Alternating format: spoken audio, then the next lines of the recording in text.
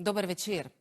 Zaposleni, ki so med epidemijo COVID-19 izgubili službo, ker so zavračali dokazovanje izpolnjevanja pogoja PCT na delovnem mestu in nošenje mask, še vedno skušajo na sodiščih dokazati, da so bili, kot menijo, odpuščeni po krivici. Vlada bo tistim, ki so dobili globe zaradi enakih prekrškov, naprimer nenošenja mask ali nespoštovanja pogoja PCT v trgovinah in drugih kršitev odlokov, vrnila že plačane globe. Zakaj podobne amnestije ne razglasijo tudi za odpuščene delavce, se sprašujejo sogovorniki v prispevku Aleksandre Dežman. To je zanimiva izjava, ne vem, če jo imate vi. Sem oktobra 2021 bil krivdno odpuščen. Zato, ker sem se uprl tej globalni agendi, zato, ker sem videl, kakšen teror se izvaja nad otroki v šoli. Ravnatelju sem povedal, da to ni več šola, da je to taborišče. V tistem času nisem nasprotoval testiranju, ampak samo testiranju iznosa. In imel sem tudi zdravstvene razloge in pa tudi zdravniško opravičilo sem imel za to. Jaz sem bil na operaciji nosa in enostavno sem rekel, iznosa se ne bom testiral. Večinoma sem opravljal pouk na prostem, maske nisem nosil, tudi nisem pogoje PCT izkazoval. Sandi Valentinčič in Janez Srebot sta športna učitelja, oba z dolgoletnimi delovnimi izkušnjami. Prvi je bil zaposlen v osnovni, drugi v srednji šoli. Oba sta bila odpuščena leta 2021. Da sem ogrožal varnost dijakov, čeprav v tistem času dijaki niso bili testirani.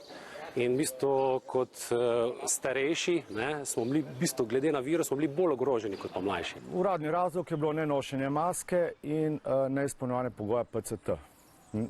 In potem sem pa tudi jaz od sodišč dobil in za en prekršek in za drugi prekršek, ki se mi očita v odpovedi, da nisem naredil nič narobe, nobenega prekrška. Se pravi, sodišče je jasno povedalo, da nenošenje maske, neizpolnjevanje pogoja PCT ni prekršek. Daniel Supančič iz Brežic je bil 10 let zaposlen na Slovenskih železnicah.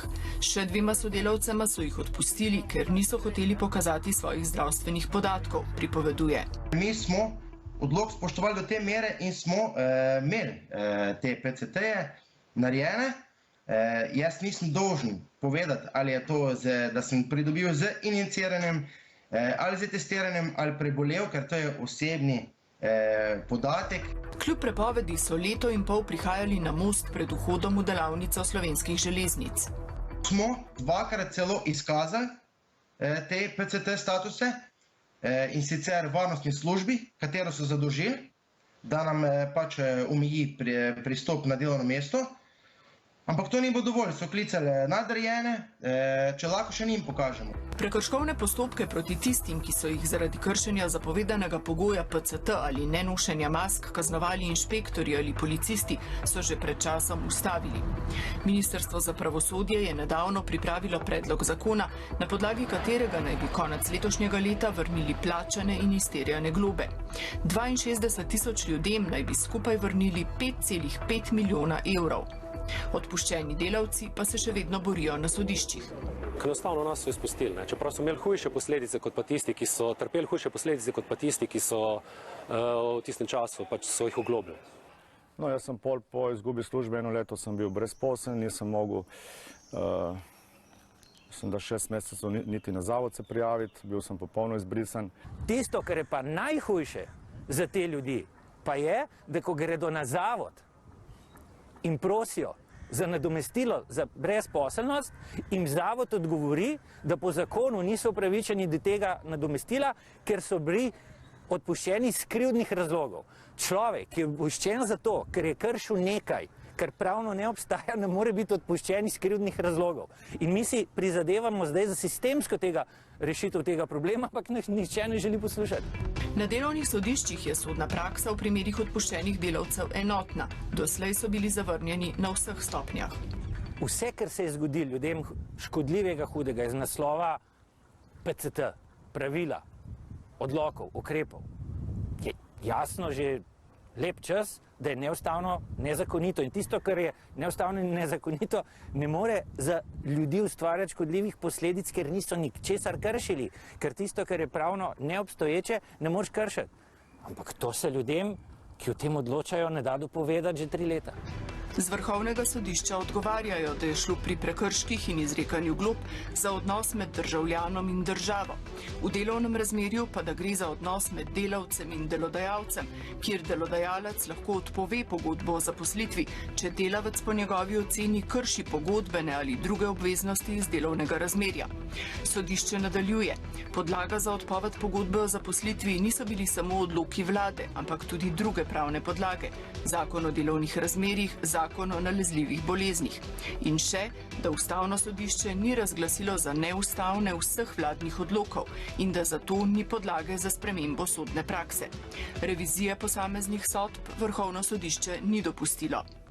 Šli smo na Ustavno sodišče. Ustavno sodišče, namesto da bi odločilo, da bi izdalo interpretativno odločbo, nam je poslalo odločbo, da moramo izpolniti vsa pravna sredstva. Pri tem vprašanju ne moreš izpolniti vseh pravnih sredstev, poleg tega pa interpretacija zakonodaje v teh konkretnih primerih ni stvar za sodišče, ampak je stvar samo za Ustavno sodišče. Po našem stališču Vrhovno sodišče ni odgovorilo na vsa vprašanja, ki so pomembna za sodno prakso.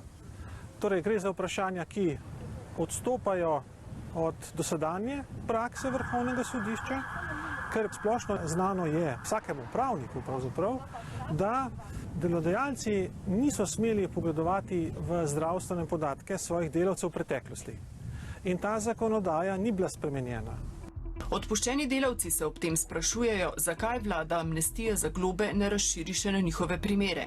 Pisali smo na Ministrstvo za pravosodje, da če so se odločili za zakonom sistemsko ljudi razbremeniti glob in postopkov zaradi teh glob, spet iz naslova teh neustavnih ukrepov in odlokov, naj tako naredijo tudi na področju delovnega prava. Ministrstvo je odgovorilo, da ni pristojno in so to odstopili Ministrstvu za delo. Ministrstvo za delo je odgovorilo, da se ne morajo vtikati v konkretne sodne postopke. Mi smo jih odgovorili, da nismo idioti, da v pravu nekaj vemo in da jih ne prosimo, da se vtikajo v redne sodne postopke, ampak naj na podoben način to sistemsko rešijo. In nismo dobili več odgovora.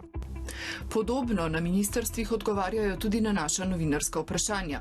Na Ministrstvu za delo dodajajo, da delavci niso bili odpuščeni na podlagi zakona o delovnih razmerjih, ampak da so bili za ravnanje delodajalcev podlaga vladni odloki. Zdi se mi, da bi bilo za državo pošteno in pravično, da bi se prav tako, kot je bil sprejet zakon glede prekrškov, da bi tudi tukaj prišlo do pobude vseh teh delavcev in drugih državljanov oškodovanih zaradi teh ukrepov za sprejem zakona za odpravo kršitev pravic v tem obdobju.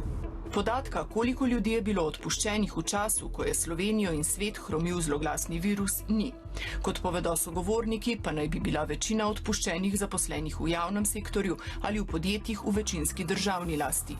Večina od oškodovanih delavcev bodo še naprej, jih je preko 20, s tem, da oškodovanih dejansko je preko 100, več 100 teh delavcev, ki so bili tako ali drugače oškodovani v svojih osnovnih temeljnih človekovih pravicah.